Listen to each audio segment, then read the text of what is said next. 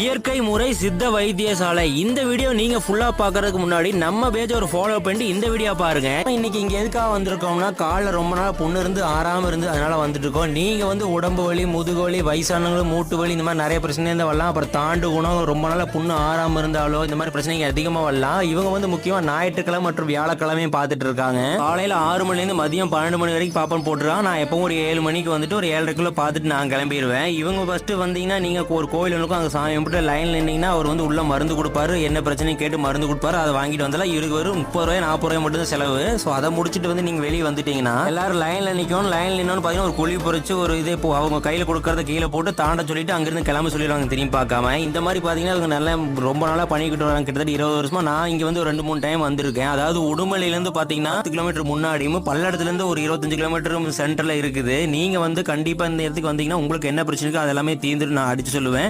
so அதுக்கு